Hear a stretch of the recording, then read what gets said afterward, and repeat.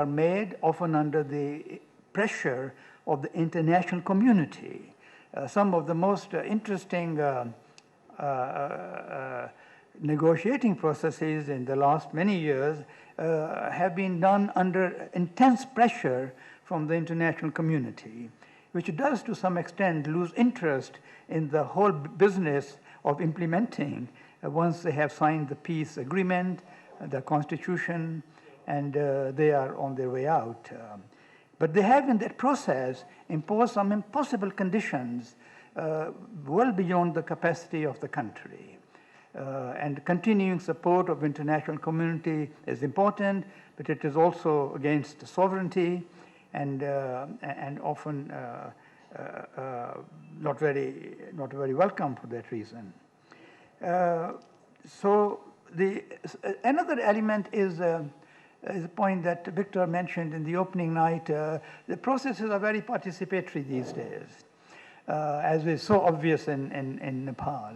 And a process like that, which is people-driven, term we use in Kenya, people-driven, has its own dynamics and its own results in very large constitution with many what we might call aspirations, very ambitious agenda, because it is a great national conference, and there are all kinds of people with grievances and hopes, and many of them get written into the constitution, as is very obvious from the thematic committee's reports. It's a wish list of a very ambitious nature. So we find that the scope of the constitution changes enormously. The older constitutions were lean and frequently mean. They were concerned with the system of government essentially and not large questions of policy. Today, a lot of policy is written into a constitution and the scope itself of what is appropriate in a constitution has expanded. So the constitution becomes ambitious, large, with a huge agenda, with many prescriptions for the incoming government, incoming legislature. And the groups who then may get access to power through the elections either don't have the will to implement these or don't have the capacity. And they are often not the ruling class in traditional sense. Some of the things in the Constitution are an imposition as far as they are concerned, under pressure from the United Nations Human Rights Commission or the Children, Save the Children organization, or people who believe in an ethnic solution to constitutions. And so the people have, or the governments may not have much interest or much capacity. These are very fundamental problems that face implementation. These are not questions of technique and so on. These go fundamentally to the way in which society should be organized, and there has never really been sufficient consensus, but a constitution has nevertheless emerged. An Indian sociologist said that a constitution charts or gives direction for future development of society, but it is society itself which determines how far that path will be followed. By which I understand him to mean not only, and this is very pertinent for Nepal, that it is not only the state structures that are an obstacle to reform, it is society itself. And nobody knows this better than the Dalits of this country. And so a major obstacle to implementation is the nature of society on which that constitution has been imposed. And as you all know, changing society is infinitely more difficult than changing institutions of the state. The state itself is a problem because the bureaucrats, the politicians may have vested interests which run counter to the ethos of the Constitution, which says integrity.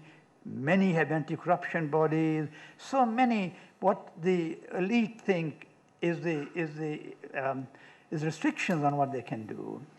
And also in many developing countries, certainly my country, Kenya, the state is a much more important body than the state is in Europe. The state is a principal means of accumulation, maybe primitive accumulation. My Marxist friend might agree with me on this, so that the access to state and control of state and making the state exclusive in a way become the predominant concerns.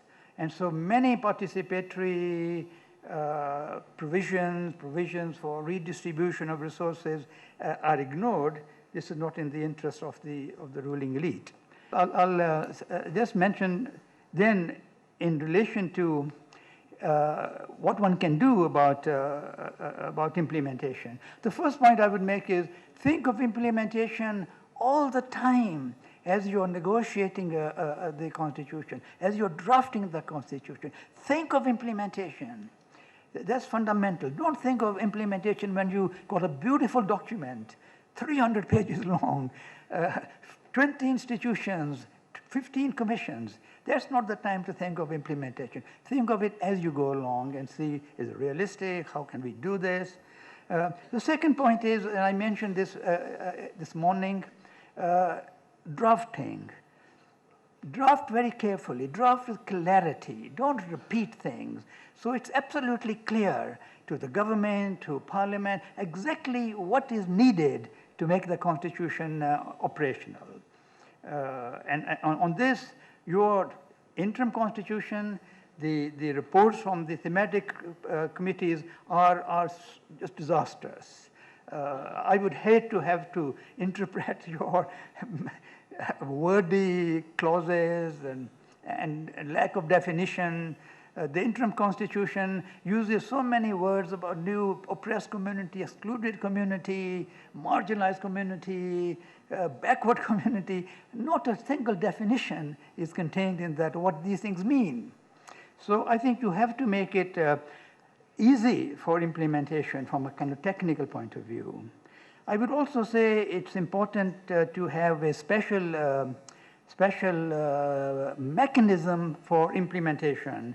And Larry mentioned the Constitution Commission, Implementation Commission, some body like that which has a responsibility over a period of maybe 10 years to make sure that the necessary legislation is passed, that institutions are set up, that education is provided for the people.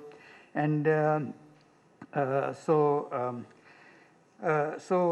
the new Constitution can fully come into being. Two more points briefly. Who is responsible for implementation? I would say all of us. As citizens, we are responsible. Civil society is responsible in educating people about the Constitution, teaching them how to use the mechanism of the Constitution to protect their right.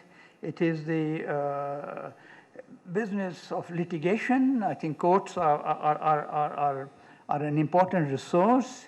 Litigation has resulted in significant implementation of Constitution in many countries, and I would say those kind of actions are necessary. I won't go into my remaining points because the chairman has been very indulgent to me. We are old friends, and I don't want to abuse this hospitality. Thank you very much. Thank you. Since this is very much an extraordinary session in the sense that we are waiting for the Honorable Prime Minister to come, that being the case, otherwise I would have extended. There is no more room to extend time during this session. Anyway, thank you, Yas Gai, one of our best friends to know us. And in the same vein, I would very much like to appreciate some of your observations. Like you said, you called our attention of the constitution makers. uh, whether will is lacking or capacity is lacking. Maybe both. Maybe both. He agrees with me.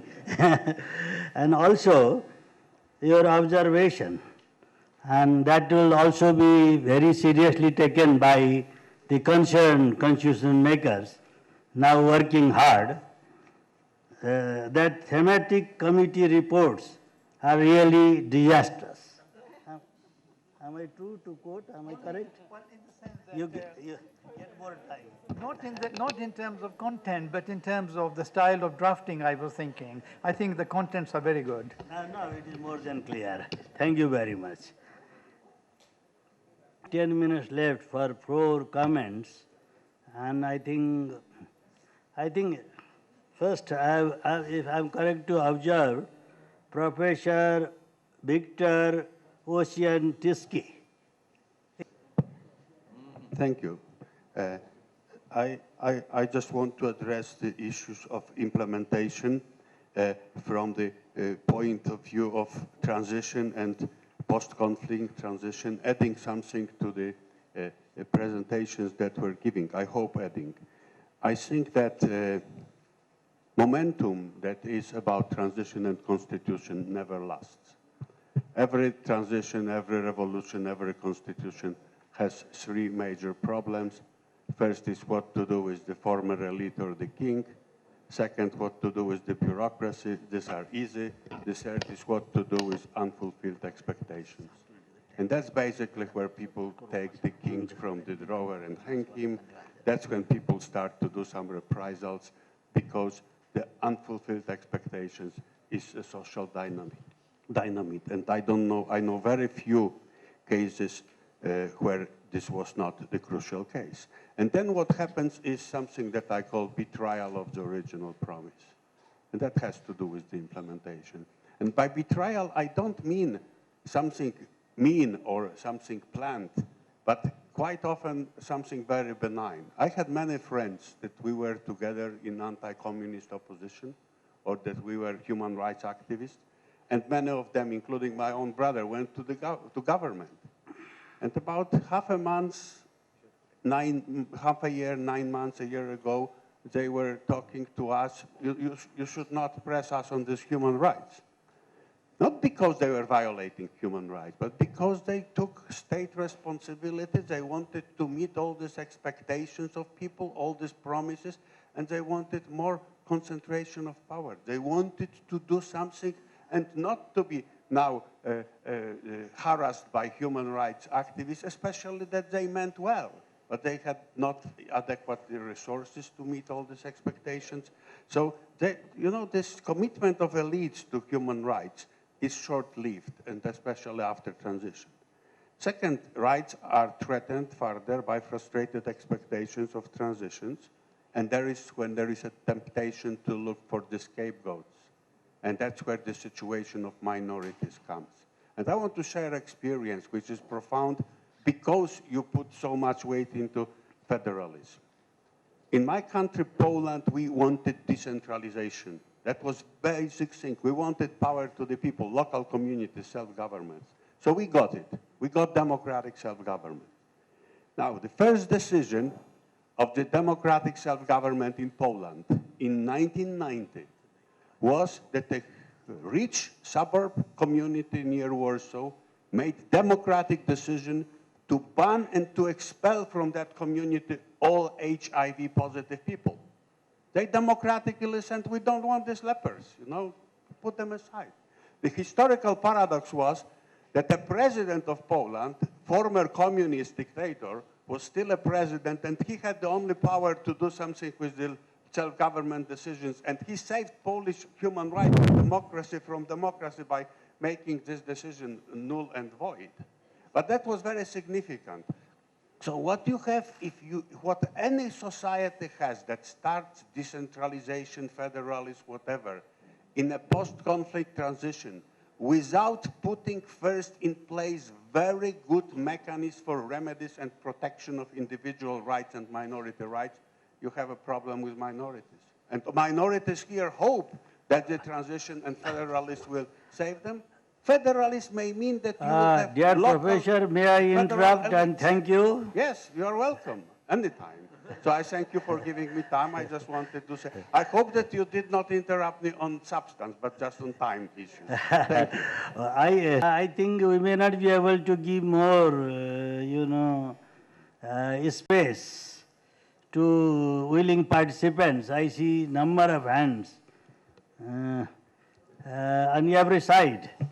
That's not possible, better we don't give time to them who have already participated in other sessions. Let me find out who have not spoken. Dr. Samburam Singhada. A year and a half in Nepal, do you feel that with due respect to the bilateral, multilateral donor and INGOs working out here for the development of Nepal, do you see there is a need for the improvement of accountability for INGOs and donors, also NGOs, working in Nepal for a constructive transition? Partly, we are here at the stage of constitution building, partly for your contribution. My question to this excellent paper presented by Professor Pashe is his three steps in transition seem to be excellent, but the dilemma in societies like ours, where political leadership and political parties are so diametrically divided on the basic issues of values and norms, and the institutions that they envision to protect and promote those values. In fact, a greater sense of political courage and political will sometimes becomes counterproductive.